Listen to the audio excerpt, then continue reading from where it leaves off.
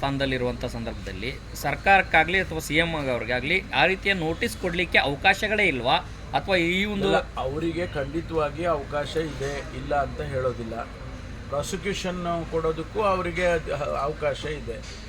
ಆದರೆ ಯಾವ ಸಂದರ್ಭದಲ್ಲಿ ಯಾವ ಕಾರಣಕ್ಕಾಗಿ ಕೊಡ್ತೀರಿ ಅನ್ನೋದನ್ನು ಕೂಡ ಅವರು ಎಕ್ಸ್ಪ್ಲನೇಷನ್ ಕೊಡಬೇಕಲ್ಲ.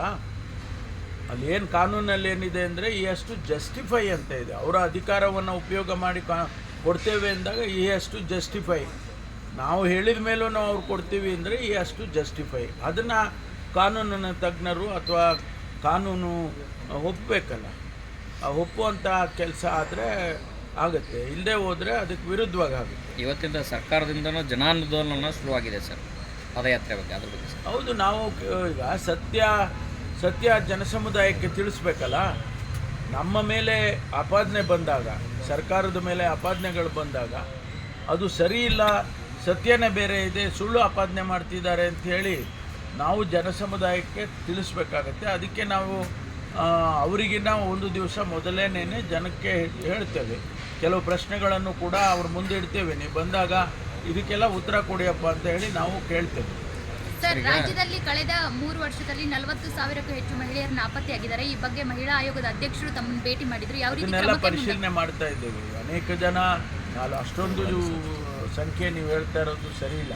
ಕಳೆದ 3 ವರ್ಷದಲ್ಲಿ ಹೌದು, ಅಷ್ಟೊಂದು ಸಂಖ್ಯೆಗಳು ಕೂಡ ಅಷ್ಟೊಂದು ಸರಿ ಇಲ್ಲ.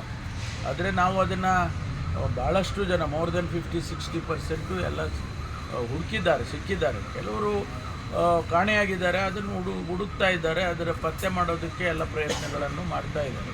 ಸರ್, ಒಳ ಮೀಸಲಾತಿ ವಿಚಾರಕ್ಕೆ ನಿನ್ನೆ ಸುಪ್ರೀಂ ಕೋರ್ಟ್ ಕೊಟ್ಟಂಥ ತೀರ್ಪಿನ ಬಗ್ಗೆ ಮೊದಲನೇದಾಗಿ ನಾನು ಕೂಡ ಸ್ವಾಗತ ಮಾಡ್ತೇನೆ. ಒಳ ಮೀಸಲಾತಿಯ ಗೊಂದಲ ಸದ್ಯದ ಪರಿಸ್ಥಿತಿಯಲ್ಲಿ ಒಂದು ತೆರೆ ಎಳೆದಾಗ ಆಗುತ್ತೆ. ಇದು ಕಾನ್ಸ್ಟಿಟ್ಯೂಷನಲ್ ಮ್ಯಾಟರ್. ಇದು ಸಂವಿಧಾನದಲ್ಲಿ ಇಂಟರ್ನಲ್ ರಿಸರ್ವೇಷನ್ಗೆ ಅವಕಾಶ ಇಲ್ಲ ಅಂತ ಹೇಳುವಾಗ ಇವತ್ತು 7 ಜನ ನ್ಯಾಯಾಧೀಶರು ಒಂದು ತೀರ್ಪನ್ನು ಕೊಟ್ಟಿದ್ದಾರೆ. ಇದು ಒಂದು ರೀತಿಯಲ್ಲಿ ನಮಗಿರ್ತಕ್ಕಂಥ ಸಮಸ್ಯೆಯನ್ನು, ಕರ್ನಾಟಕದಲ್ಲಿ ನಮಗಿರ್ತಕ್ಕಂಥ ಸಮಸ್ಯೆಯನ್ನು ಬಗೆಹರಿಸುತ್ತೆ. ಸದಾಶಿವ ಆಯೋಗ ಮಾಡಿದಾಗ ಒಳ ಮೀಸಲಾತಿಯ ಟರ್ಮ್ಸ್ ಆಫ್ ರೆಫರೆನ್ಸ್ ಇಲ್ಲದೇ ಇದ್ದರೂ ಕೂಡ ಅವರು ರೆಕಮೆಂಡೇಷನ್ ಮಾಡಿದರು. ಇವತ್ತು ಅವರು ಅದು ಬಗೆಹರಿಸೋದಕ್ಕೆ ನಮಗೆ ರಾಜ್ಯ ಸರ್ಕಾರಕ್ಕೆ ಅನುಕೂಲ ಆಗುತ್ತೆ. ಅದನ್ನು ಮುಂದೆ ಸರ್ಕಾರ ಮುಂದಿನ ದಿನದಲ್ಲಿ ಅದಕ್ಕೆ ಸೂಕ್ತವಾದಂಥ ತೀರ್ಮಾನವನ್ನು ನಾವು ತಗೋತೇವೆ. ಇಲ್ಲ, ಮುನಿಯಪ್ಪನವರು ಅವರ ಕ್ಷೇತ್ರದ ಬಗ್ಗೆ ಕೆಲವು ವಿಷಯಗಳನ್ನು ಮಾತನಾಡೋದಕ್ಕೆ ಬಂದಿದ್ದರು. ಈ ವಿಷಯ ನಾವು ಆಕಸ್ಮಿಕವಾಗಿ ಮಾತನಾಡಿದ್ದೇವೆ. ಆದರೆ ಅದನ್ನು ನಾವು ಮುಂದಿನ ದಿನಗಳಲ್ಲಿ ಸರ್ಕಾರ ಒಂದು ತೀರ್ಮಾನಕ್ಕೆ ಬಂದು ಅನುಷ್ಠಾನ ಮಾಡೋದು ಹೇಗೆ ಅನ್ನೋದನ್ನು ತೀರ್ಮಾನ ಮಾಡ್ತೀವಿ. ರೇವಣ್ಣ ಮತ್ತು ಭವಾನಿ ರೇವಣ್ಣ ಅವ್ರ ಕೇಸಲ್ಲಿ ಚಾರ್ಜ್ ಶೀಟ್ ಸಲ್ಲಿಕೆ ಆಗಿದೆ ಸರ್.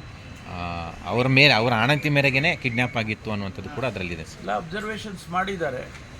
ಈಗ ನಾವು ಕೋರ್ಟ್ಗೆ ಹೇಳುವಾಗ, ಚಾರ್ಜ್ ಶೀಟ್ ಫೈಲ್ ಮಾಡುವಾಗ ಅದನ್ನೆಲ್ಲ ವಿವರಣೆ ಮಾಡಿದ್ದಾರೆ. ಏನೇನು ಮಾಹಿತಿ ಪೊಲೀಸ್ನವ್ರಿಗೆ ಇಲ್ಲಿವರೆಗೆ ಎವಿಡೆನ್ಸ್ಗಳು ಸಿಕ್ಕಿತ್ತೋ ಅದರ ಆಧಾರದ ಮೇಲೆ ಚಾರ್ಜ್ ಶೀಟನ್ನು ಫೈಲ್ ಮಾಡಿದ್ದಾರೆ.